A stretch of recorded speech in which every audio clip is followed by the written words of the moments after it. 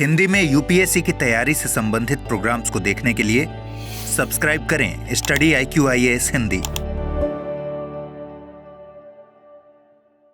Hello students, आप जानते हैं भारत ही नहीं पूरी दुनिया की जो इकोनॉमी है उसका एक बेस है और बहुत बड़ा बेस है बैंकिंग सिस्टम। जब भी दुनिया की अर्थव्यवस्थाओं ने भारी मंदी झेली या बहुत उथल पुथल झेली तो उसके पीछे कहीं ना कहीं बैंकिंग सिस्टम का फेल्योर था। भारत सरकार ने एक बहुत बड़ा निर्णय लिया है और वो निर्णय यह है कि भारत में अब 4 सुपर बैंक्स बचेंगे। सारे छोटे पब्लिक सेक्टर के बैंक्स को मर्ज करके 4 बड़े बैंक बनाने की योजना है।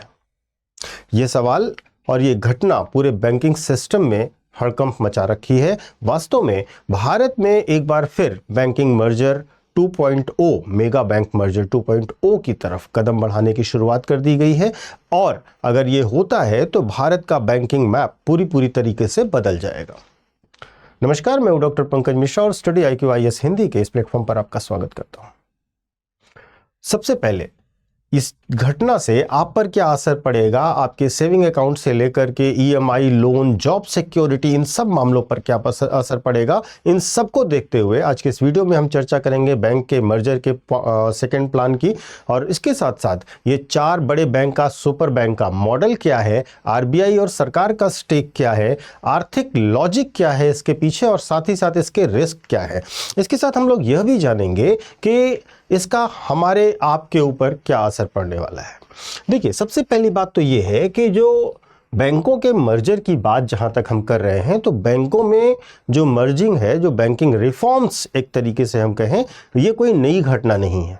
ये बहुत लंबी यात्रा रही है। सबसे पहले 1991 में नरसिम्हन कमेटी फर्स्ट बनी थी और इस नरसिम्हन कमेटी फर्स्ट ने रिकमेंड किया था कि जो PSU सेक्टर के बैंक्स हैं उनको ग्लोबल स्केल के बैंक्स को बनाने की, उनको ग्लोबल स्केल के लेवल पर ले जाने की आवश्यकता है। फिर 1998 में ही नरसिम्हन कमेटी सेकंड बनती है और ये द्वितीय नरसिम्हन कमेटी ने कहा कि भारत को सिर्फ 3-4 बड़े ग्लोबल बैंक्स की जरूरत है, बाकी सब रीजनल बैंक्स ही रहने दिए जाएं। अब 2014 के बाद भारतीय अर्थव्यवस्था में NPA का क्राइसिस हुआ, बहुत बड़ा NPA का क्राइसिस हुआ। उसके बाद कैपिटल एडिक्वेसी रेशियो को मेंटेन करना था, ग्लोबल कंपटीशन को फेस करना था और डिजिटल बैंकिंग का रिवॉल्यूशन करना था। अब इन सब कारणों को देखते हुए 2018-19 में PSU का मेगा मर्जर प्लान शुरू किया गया जिसमें SBI को उसके एसोसिएट के साथ मर्ज किया गया, bank of Baroda, Vijaya bank और देना बैंक को मर्ज कर दिया गया, यूनियन बैंक, आंध्रा बैंक और कॉरपोरेशन बैंक को मर्ज कर दिया गया और इंडियन बैंक के साथ साथ इलाहाबाद बैंक को मर्ज कर दिया गया। यानी कि जो PSU बैंक थे वो 17 बैंक थे जिनकी संख्या घटाकर 12 कर दी गई। तो वर्तमान में 12 हैं पब्लिक सेक्टर के बैंक्स। इनको भी अब घटा करके 4 करने की योजना है, 4 मेगा बैंक्स बनाने की योजना है। देखिए, ये जो 4 बैंक का मॉडल है उसमें क्या होगा, ये जो प्रपोज्ड सुपर बैंक है इसके पहली बात तो ये है कि एक पॉसिबल क्लस्टर को कवर करेंगे। जैसे हम SBI ग्रुप की बात करें, ये एक ऑलरेडी सुपर बैंक बन चुका है। बैंक ऑफ बड़ौदा ग्रुप की बात करें, ये वेस्टर्न बेल्ट पर अपना डोमिनेंस रखता है। यूनियन बैंक ग्रुप की बात करें तो सदर्न और सेंट्रल प्रेजेंस रखता है भारत में। और इंडियन बैंक और PNB ग्रुप की बात करें अगर हम, तो नॉर्थ इंडिया में डोमिनेंस रखता है। तो आप देखिए, ये जो 4 बैंक्स का समूह है ये भारत की ज्योग्राफिकल लोकेशन के हिसाब से कहां पर अपनी प्रभाव को बैंकिंग सेक्टर में रखता है। अब इसके पीछे आर्थिक लॉजिक क्या है, क्यों, आर्थिक तर्क क्या है इसके पीछे। तो देखिए, भारत सरकार ये मान करके चल रही है कि जो ग्लोबल स्केल का कैपिटल चाहिए हमको, ग्लोबल स्केल के कंपटीशन के लिए जो कैपिटल चाहिए वो जब तक हम मर्ज नहीं करेंगे बैंकों को तो उतने बड़े बैंक हमारे बन नहीं पाएंगे। बोरोइंग को सस्ता करना है, लार्ज इंफ्रास्ट्रक्चर के फाइनेंशियल को जो फाइनेंस करने की पावर है वो बड़े बैंकों के पास आती है। बड़े बड़े इंफ्रास्ट्रक्चर प्रोजेक्ट को अगर फाइनेंस करना है तो हमें बड़े बैंक्स भी चाहिए। और एक और अर्थशास्त्र का सिद्धांत होता है, अगर आप अर्थशास्त्र को थोड़ा सा समझते हैं तो इकोनॉमी ऑफ स्केल का सिद्धांत होता है। इकोनॉमी ऑफ स्केल का सिद्धांत क्या कहता है कि जितना बड़े पैमाने पर आप कोई भी चीज़ का प्रोडक्शन या काम करेंगे आपकी पर यूनिट कॉस्ट उतनी कम होती जाएगी। तो निश्चित तौर पर जब बड़े बैंक होंगे तो जाहिर सी बात है कि वे बेहतर परफॉर्म भी करेंगे और साथ ही साथ कॉस्ट पर यूनिट कॉस्ट भी कम होगी। और इसके साथ साथ हम इंटरनेशनल एक्सपेंशन की तरफ भी जा सकते हैं अपने 4 बड़े बैंकों के साथ साथ। अब चाइना की बात करें तो अगर हम चाइना के मॉडल को देखते हैं तो चाइना में 4 बिगेस्ट बैंक्स हैं जो कि वहाँ पर काम करते हैं। इसी तरीके से industrial and commercial bank of China जैसे हम बात करते हैं तो वर्ल्ड के टॉप 10 बैंक्स में 4 बैंक चीन के आते हैं, क्योंकि उन्होंने 4 बड़े बैंक्स बना रखे हैं। यूएस मॉडल की बात करें तो उन्होंने कंसोलिडेशन किया, कैपिटल स्ट्रेंथ बढ़ाई और ग्लोबल एक्सपेंशन किया। तो वास्तव में भारत के लिए भी वही मॉडल काम कर रहा है और भारत के जो अर्थशास्त्री हैं, वित्त मंत्री हैं, जो नीति निर्माता हैं, वो भी यही सोच रहे हैं कि big banks for big economy. अगर बड़ी अर्थव्यवस्था बनानी है तो हमें बड़े बैंक बनाने होंगे। $5 ट्रिलियन की इकोनॉमी के लिए हमें बड़ा बैंकिंग इंफ्रास्ट्रक्चर चाहिए ही चाहिए। अब इसमें कुछ खतरे भी हैं।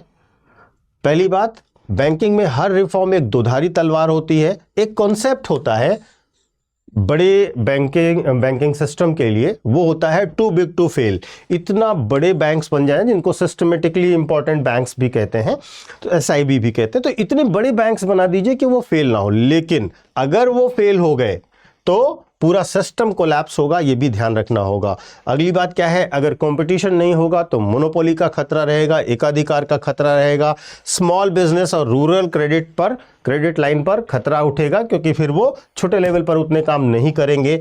ब्रांच को रेशनलाइज किया जाएगा जिससे जॉब पर इंपैक्ट पड़ेगा। ब्रांचेस को मर्ज किया जाएगा, कुछ ब्रांचेस हटाई जाएंगी। एक ही जगह पर अगर अलग अलग बैंक्स की ब्रांच हैं तो उनको हटा दिया जाएगा। एक ब्रांच काम करेगी तो जॉब जाहिर सी बात है कम मिलेगा। और इसके साथ साथ क्रेडिट असेस में इनइक्वालिटी होगी, इसकी संभावना भी है। ध्यान रखिएगा, बड़ा बैंक बनाना बड़ी बात नहीं है, बड़े बैंक को संभालना भी बहुत बड़ी बात है। अगर आपको याद हो तो 2008 में अमेरिका में लेहमैन ब्रदर्स फेल हुआ और लेहमैन ब्रदर्स के फेल होने से पूरा अमेरिकन इकोनॉमी फेल हुई और उसके साथ साथ पूरी दुनिया में शॉक वेव्स महसूस किए गए। तो ये बहुत इंपॉर्टेंट है। अब इम्पैक्ट ऑन कॉमन पीपल, हमारे ऊपर क्या असर पड़ेगा? सबसे सिंपल बात जो मैंने आपको बताई कि ब्रांच बंद होगी, कंसोलिडेशन होगा, जॉब लॉस होगा। ये पक्का है कि सरकार फोर्स्ड ले ऑफ तो नहीं करेगी, जो कर्मचारी हैं वो रहेंगे, लेकिन आगे की हायरिंग पर असर पड़ेगा, यानी कि भविष्य की हायरिंग कम होगी। लोन में एफिशिएंसी तो बढ़ेगी, डिजिटल लोन फास्ट मिलेंगे। अकाउंट्स की बात करें अगर हम, तो एग्जिस्टिंग अकाउंट सेफ रहेंगे। केवल आईएफसी कोड और एमआईसीआर कोड जो होते हैं उनमें चेंज होंगे, धीरे धीरे उनको भी चेंज किया जाएगा। तो देखिए, बैंकों का जो मेगा मर्जर प्लान है 2.0, यह केवल एक स्टेप नहीं है, इंडिया की इकोनॉमिक पावर का प्रोजेक्शन भी है। जैसे चाइना ने बैंक्स को स्ट्रेटेजिक पावर बनाया हुआ है, भारत भी अपने फाइनेंशियल मसल को ग्लोबल स्टेज पर ले जाने की कोशिश कर रहा है। ध्यान रखिएगा कि future belongs to the strong balance sheet. जब बैलेंस शीट स्ट्रॉन्ग होनी चाहिए, सबसे पहली चीज। दूसरा, डिजिटल कैपेबिलिटी। और तीसरा, ग्लोबल कॉम्पिटिटिव जो एटीट्यूड है, जो ग्लोबल कॉम्पिटिटिव बैंक है, वो हमें चाहिए। तो 3 चीज़ें हमें चाहिए होंगी फ्यूचर में, और उसी से हमारी पूरी बैंकिंग सिस्टम और पूरी इकोनॉमी इफेक्ट होगी और आगे रूल होगी, आगे चलेगी। और वो 3 चीज़ें, सबसे पहली चीज़ बैलेंस शीट बेहतर करनी होगी, जो भारत सरकार ने बहुत बेहतर करी है बैंकिंग सिस्टम में। दूसरी चीज़, ग्लोबल कॉम्पिटिटिव बैंक्स बनाने होंगे हमें। और तीसरी चीज़ बहुत ज़्यादा ज़रूरी है, डिजिटल कैपेबिलिटी को हर एक बैंक के लिए बेहतर करना होगा। अब ये सारी चीज़ें अगर होती हैं तो ये 4 बिग बैंक का मॉडल हमारे लिए काम करेगा। आपको भी कमेंट करके बताना चाहिए कि 4 बड़े बैंक्स बनाने का या 4 सुपर बैंक्स बनाने का ये विचार आपके हिसाब से कितना बेहतर है भारतीय अर्थव्यवस्था के लिए, और आपके क्या विचार है इस संबंध में, अवश्य कमेंट करके बताइएगा। मैं आपको अपना टेलीग्राम चैनल बता देता हूं, यूपीएससी मेंटोर पंकज सर। इसे ज्वाइन कर लीजिए, क्योंकि यहाँ पर आपको मेरे सारे वीडियोस के लिंक और करंट अपडेट्स मिल जाया करेंगे। एक छोटा सा अनाउंसमेंट उन लोगों के लिए जिन्होंने दिवाली सेल का लाभ लेने से वंचित रह गया और दिवाली में जो बम्पर डिस्काउंट दिया जाता था उसे मिस कर रहे हैं, तो इस वजह से स्टडी IQIS ने उस सेल को दोबारा लाया है 31 अक्टूबर तक। यानी कि आपके हर कोर्स के परचेज पर लगभग 70% तक का डिस्काउंट दिवाली में दिया गया था। जो बच्चे उसको मिस कर दिए हैं वो अब इसका लाभ ले सकते हैं, और ये कल तक ही अवेलेबल है। तो प्लीज़ बिना समय गंवाए आप लोग इसको ज्वाइन कर लीजिए। आप 2026 के लिए, 2027 के लिए, 2028 के लिए, किसी भी वर्ष के लिए अगर आप यूपीएससी की तैयारी कर रहे हैं तो आप हमारे बैचेस को ज्वाइन करिए। सबसे पहले वेबसाइट पर विजिट करिए, हमारे ऐप पर विजिट करिए, वहाँ पर अपना ब्रोशर 26, 27, 28 के लिए जो भी आप ज्वाइन करना चाहते हैं देखिए, और वहाँ से अपने लिए जो परफेक्ट बैच हो उसको ज्वाइन करिए। और सबसे बड़ी बात यह है कि आपको बहुत सारा डिस्काउंट मिलेगा। जैसे 2027 का बैच अगर आप लेते हैं इस दिवाली ऑफर में तो मात्र 17,999 का पड़ेगा। और ध्यान ये रखना है कि आपको एक कोड इस्तेमाल करना होता है, तब आपको ये लाभ मिलता है, ये बेनिफिट मिलता है, और वो कोड है PK Life। इस कोड का इस्तेमाल कीजिए और दिवाली ऑफर का लाभ कल तक जो अवेलेबल है उसको अवश्य उठाइए। Thank you so much. Hindi में यूपीएससी की तैयारी से संबंधित प्रोग्राम्स को देखने के लिए सब्सक्राइब करें स्टडी IQ IAS हिंदी।